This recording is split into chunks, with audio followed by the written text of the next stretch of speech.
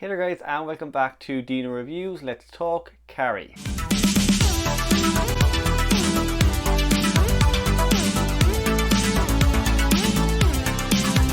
Hey guys, so we are continuing on with our 31 days of Halloween, and today we are looking at Carrie. Now, Carrie is a 1976 American supernatural horror film. It was of course directed by Brian De Palma and it stars Sissy Spacek and Piper Laurie. To me guys, Carrie is one of the best horror movies ever made, and you can see why. From the cinematography to the acting to the script, everything just works extremely well for the film. Now guys, as always, we are going to start with our positives. I'll be honest guys, I actually have no negatives to this movie. Maybe at the end of the review I'll think one up, but for now guys, it's just all positives. My first positive I'm going to go into is of course Sissy Spacek in the title role of Carrie. So what I love about Carrie White, and in particular Sissy Spacek's performance, is she does kind of bring a gentleness and an innocence to the role. Now with Carrie, what I like as well is even the last act of the movie, you do genuinely care for her. She is causing destruction and mayhem all around her, but you can kind of see why. Throughout the entire movie you follow her as this pain and bullying is being inflicted on her, and you kind of see how it's all led to this. What I love about Carrie, and in particular Sissy Spacek's performance, is she does kind of bring an innocence and a gentleness to the role.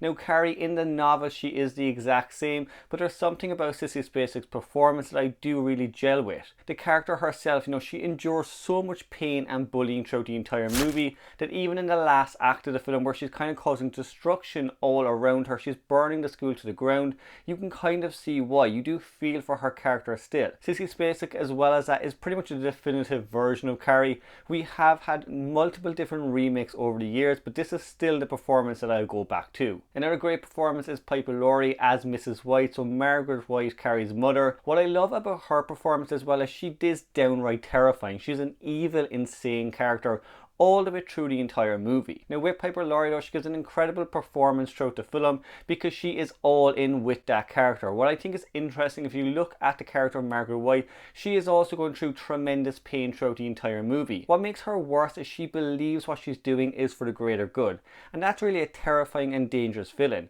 She does believe that what she's doing will actually help her daughter. She doesn't want to see her daughter turn into what she perceives as evil, and because of that she can't be talked down. So she is going through the tremendous pain throughout the entire movie. The difference is she's projecting all of that onto Carrie White. Another thing to talk about is the cinematography. Now, although Brian De Palma did direct the movie, Mario Tosi was actually the cinematographer on the movie, and he never actually gets enough credit. They both kind of played with experimental methods in the film.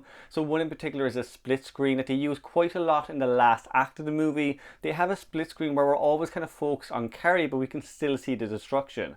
I thought it was interesting. I know Brian De Palma wanted that a lot more because he wanted us to constantly be looking at Carrie and kind of see what was happening with her. Now at the same time, there is nothing but destruction around her, but we can see how her mind is slightly changing. At times she doesn't look like she's there. She looks quite lucid, but her rage is still front and center. They also play with the idea of split focus, where we kind of have two characters on screen and one of them will come across almost as nearsighted. It is an interesting concept to kind of constantly keep you aware of both characters on screen. It does kind of go back and forth between them, and it's just a very uncomfortable, unnerving feeling. And you get that throughout the entire movie. Even the dance prom scene where Carrie and her date are dancing, they have this great camera work where we kind of swirl around them, and although it does look almost dreamlike and this great positive experience, there is still something unnerving that kind of puts you on edge and makes you feel sick. The movie also has a lot of tension throughout it. Throughout the entire movie we're constantly following Carrie, whether she's in school and being bullied to when she comes home and she's being terrorized by her mother and put in a cupboard. You don't really get a lot of time to breathe in the movie, and one thing I actually noticed with the movie is when you do get that time to breathe, when you get a time to relax in the movie, they are generally kind of strange scenes set up to make you feel at ease. So scenes like Carrie at the start of the movie when all the girls are showering, you've this great music coming in, but suddenly she gets her period and she's being bullied and abused in the school. As well as that, the dance scene itself, it's set up in a way where you have this great music again. Carrie looks absolutely mesmerized and delighted, but you know something bad is coming.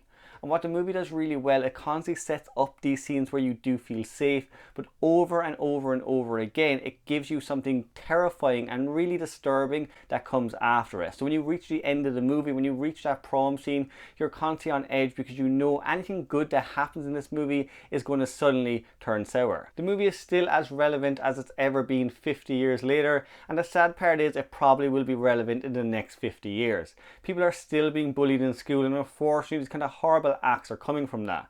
Now, another thing, guys, I actually did find quite interesting is if you look at the movie, there actually are a lot of female characters, and almost every female character in the movie despises or is jealous or is scared of another female character. That's all the way through the movie. The only person who really doesn't have that personality trait, I suppose, is Sue Snell. My last positive of the movie is actually the ending of the movie. For me, guys, it still holds up today. Yes, some of the practical effects may not work today, they might be a little bit dated, but you still kind of get invested in that story. You spend the entire movie experiencing the pain and bullying that Carrie is going through, so it makes sense when you get to that last act. The performances in the last act of the movie as well, particularly between Piper Laurie and Sissy Spacek, are absolutely brilliant. The movie has a great cast, and honestly everyone in this gives their A game. Now remember, guys, we are doing 31 days of Halloween for the month of October. If you haven't already, guys, make sure you pop on that notification bell. Make sure, guys, you subscribe to the channel, and I will see you in the next one.